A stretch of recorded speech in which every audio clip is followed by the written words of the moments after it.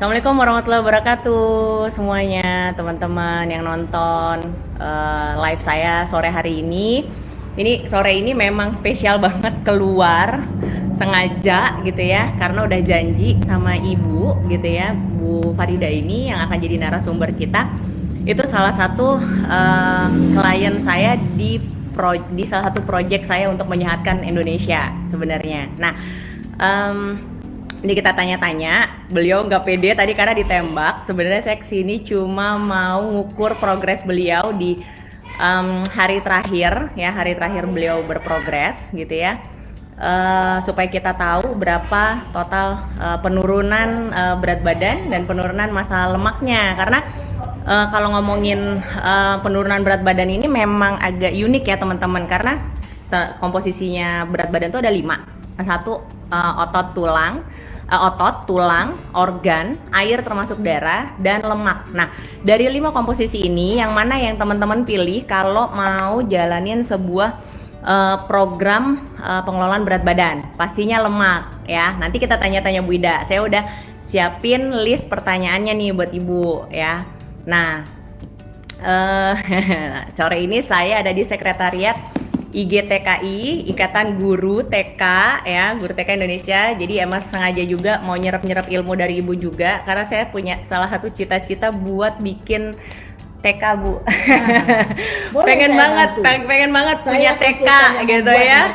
Pengen punya, karena Ibu ini salah satu konsultan pertama buat TK percontohan ya, Bu. Ya, kalau nggak salah nasional. Loh, hebat banget kan. Nah, nggak salah narasumber deh, guys. Dan percaya nggak kalau ngeliat Ibu tuh, tebak usia Ibu berapa?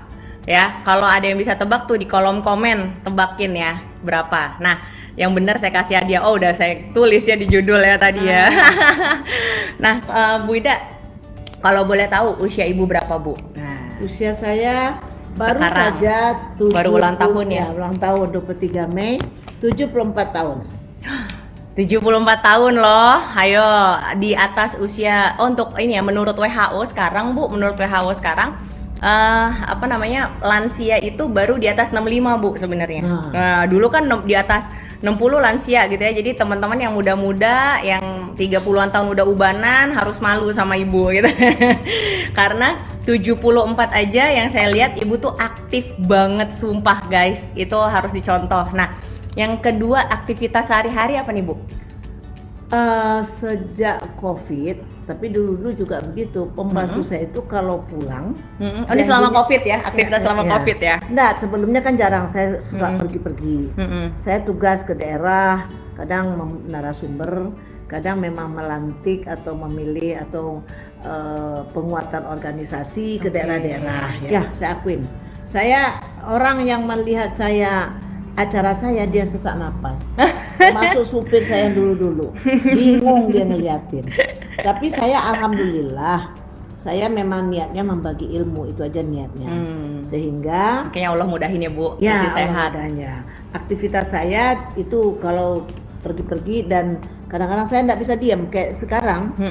Selama COVID ini, saya bertambah kepandaian. Saya ini orang yang jadul karena saya guru lama. Bertambah kepandaian ya? Ya, bertambah kepandaian. Saya udah ngaku di depannya Pak Gubernur, depannya Pak Dirjen. Jadi COVID ini bukan membawa orang berpikirnya takut, enggak. Saya justru menambah kepandaian. Saya bisa webinar, saya bisa Zoom meeting ya. Nah, jadi bisa ya, Bu? Bisa. Mengumpulkan orang sampai 1.000 orang guru-guru. Nah, jadi aktivitas saya di samping dulu memang baru-baru di rumah aja. Jadi karena pembantu tidak ada, walaupun saya tidak banyak keluarga di rumah, tetap menyapu saya, mengepel, nyuci telur mesin, tapi menerikanya kan enggak. Belum lagi kalau masak, kan tahu masak itu satu dimasak yang kotornya sampai 4 piring. Ya, bukan piring aja toh, panci tak apa itu. Nah, terus belum lagi kita lihat ke depan, kok halaman kotor, bersihkan, beres-beres deh. Kalau kok bunga banyak yang layu, siram, potongin. Jadi saya itu pagi-pagi nggak usah jalan, keringat saya udah keluar gitu. Bisa pikir saya sudah merasakan jalan sana jalan sini.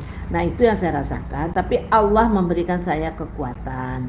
Saya tidak dengan terpaksa kerja, saya ikhlas semuanya, sehingga saya juga tidak lapar, tidak apa enggak. Saya ikutin apa yang digariskan di waktu saya dari Bu Ayu.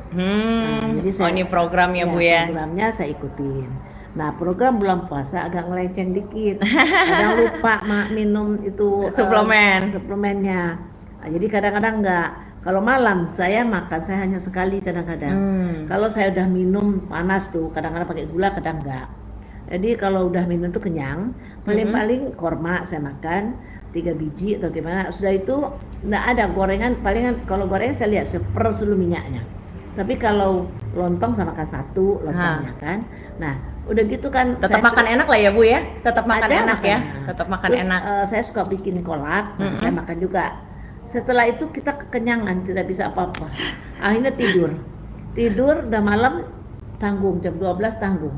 Tunggu aja jam 3. Begitu. Jadi makan sekali cuman. Oke. Tapi alhamdulillah tidak merasa lapar. Oke.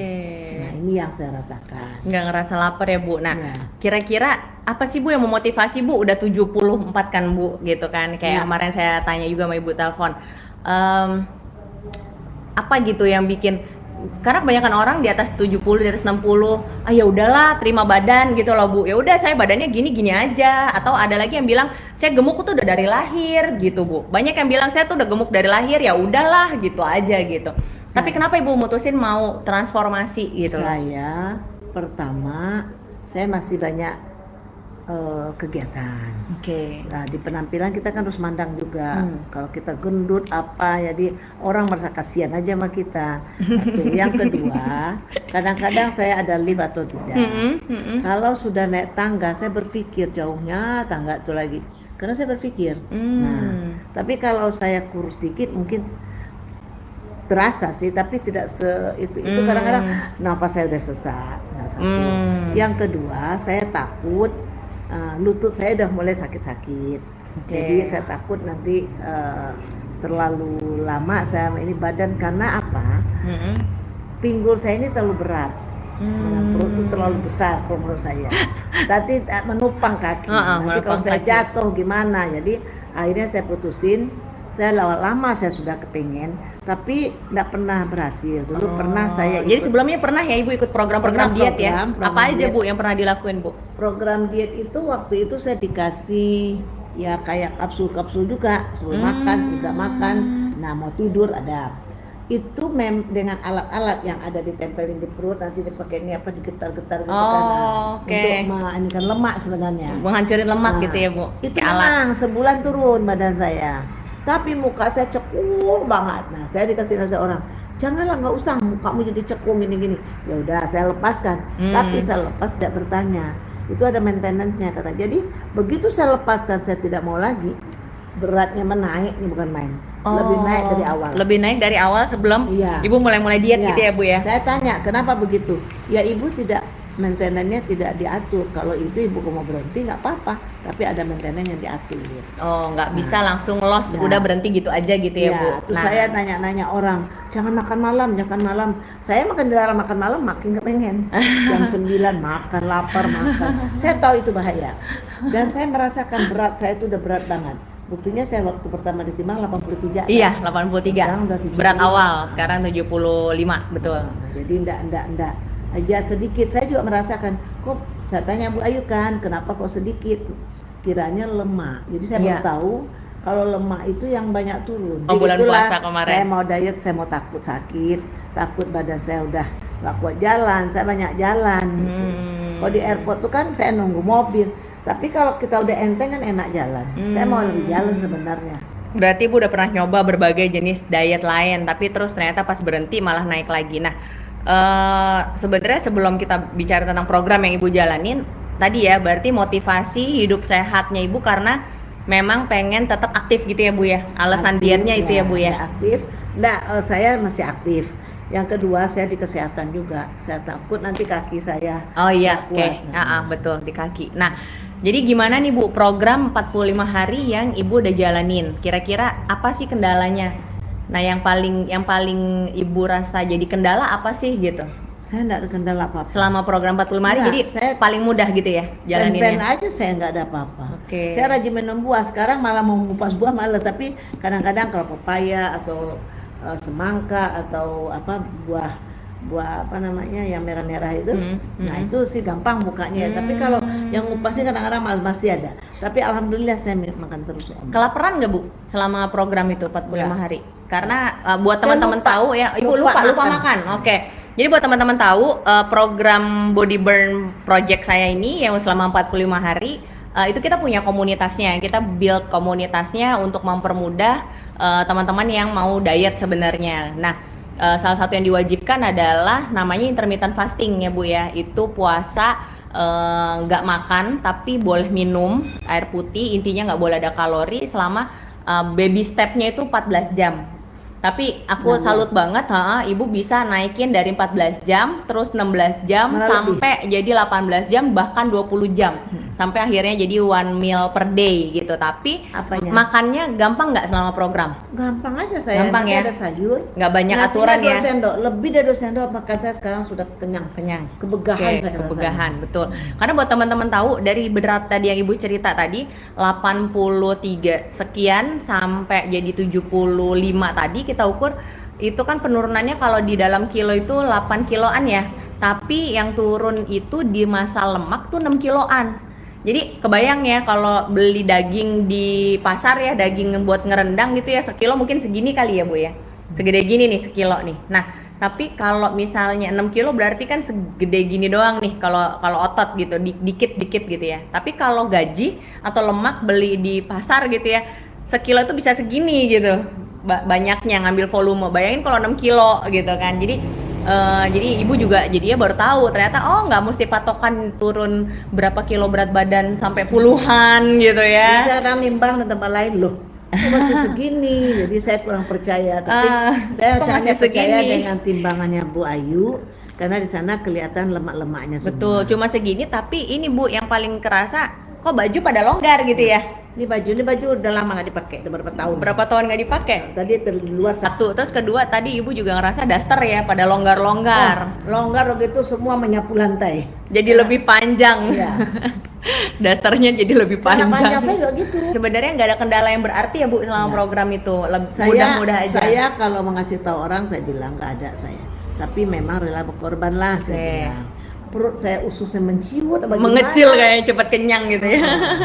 Jadi emang ternyata penurunan Ibu paling besar di visceral fat Bu. Jadi tadi di atas usia 70 menurut saya bukan hal mudah teman-teman buat nurunin yang namanya visceral fat. Visceral fat itu lemak-lemak yang ada di dalam perut yang menyelimuti berbagai jenis organ yang ada di dalam perut gitu Bu. Nah ini yang ternyata kok bisa terkikis gitu ya, dari 28 poin sekian jadi 20 poin. Sementara PR-nya baiknya sih bisa sampai ke 9 ya, 11 lagi oke lah beberapa bulan ke depan kalau Ibu lanjutin polanya. Jadi nyaman ya Bu, makan nggak susah. Terus aktivitas berat nggak Bu? Maksudku ada harus olahraga berat gitu Saya enggak ya? jarang malah, karena tadinya kalau orang bilang jemur, saya mondar aja udah keringat saya udah keluar, jadi Oke. nggak berjemur saya.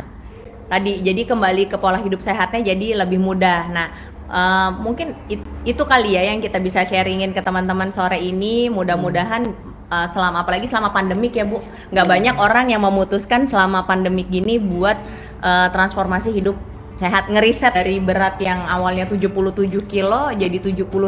Kan kalau pakai timbangan biasa cuma turun 2 kilo. Iya, orang turun berapa ini? Cuma Tanya turun kan. 2 kilo. Ternyata Tanya. berat lemak yang turun itu sampai 4 kilo gitu.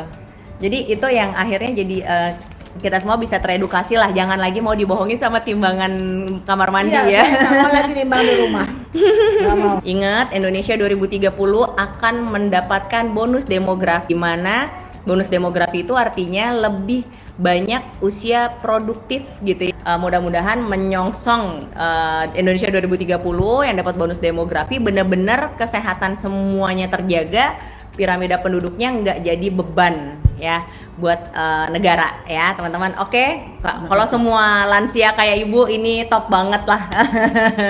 Ya, assalamualaikum warahmatullahi wabarakatuh.